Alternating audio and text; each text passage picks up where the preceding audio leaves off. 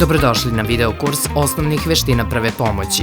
Pred nama je serijal sačinjen od 7 kratkih filmova u kojima će biti prikazano kako postupati onda kada je naša pomoć potrebna drugima.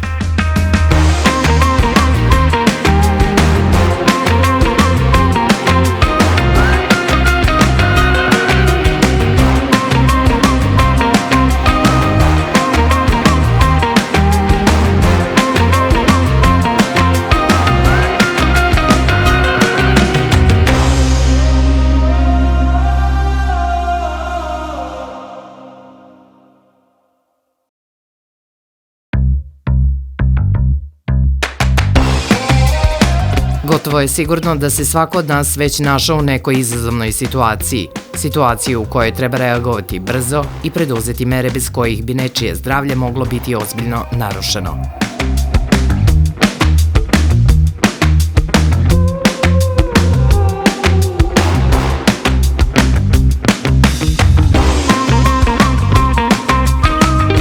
Nezgode, povređivanja ili pogoršanje postojećih obolenja, nažalost, dešavaju se svakodnevno i nemaju sve isti ishod.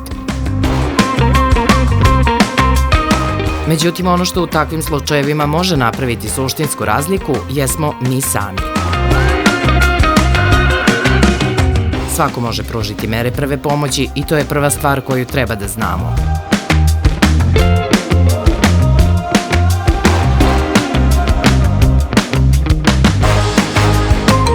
Naše veštine, spremnost i prisebnost nekada su čak i presudni u kriznim momentima. Iz tog razloga, usvajanje znanja iz ove oblasti i njihova pravilna primjena predstavljaju važnu kariku u lancu lečenja. Istovremeno, to je izraz brige za ljude oko nas. To je dokaz solidarnosti, kao i način kojim povećavamo sigurnost čitave zajednice u kojoj živimo.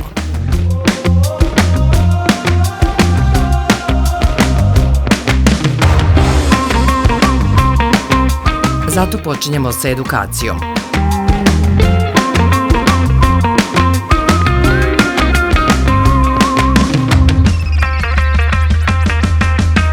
U današnjoj lekciji obradit ćemo temu bočni koma položaj.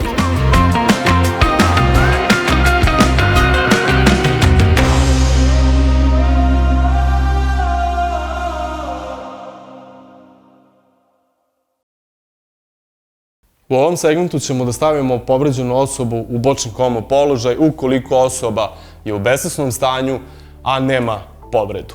Ruku do vas postavljamo pod uglom od 90 stepeni, suprotnu ruku hvatamo dlane na dlane. Postavljamo ispod obraza, suprotnu nogu hvatamo za koleno, podižemo i rotiramo osobu ka nama. Postavljamo je na lakat, rotiramo i zabacujemo glavu kako bi oslobodili disajne puteve i pozivamo hitnu pomoć 194.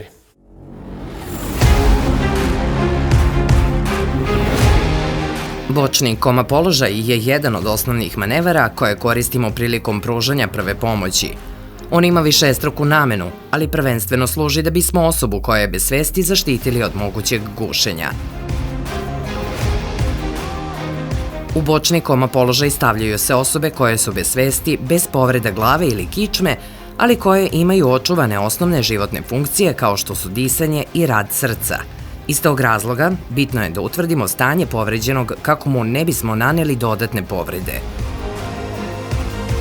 Takođe, prilikom primjene ove mere moramo biti spremni na različite situacije u kojima je vršimo. Težina pacijenta, mesto gde se nalazi, odeća koju nosi, mogu nam otežati posao. Međutim, to ne treba da nas obeshrabri. Svako od nas sposoban je da pomogne.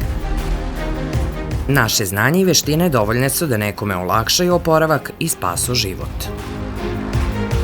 Važno je ostati smiren, primeniti neophodne mere i obavezno sačekati dolazak službe hitne medicinske pomoći. To nije toliko teško, a može napraviti suštinsku razliku. Učeći mere prve pomoći, mi smo ti koji tu razliku pravimo.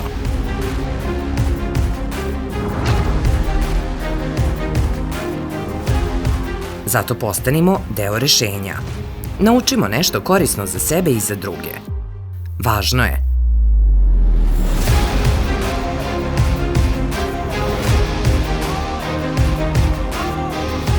Važno je zato što na taj način postajemo deo brzog odgovora na izazove sa kojima se možemo suočiti.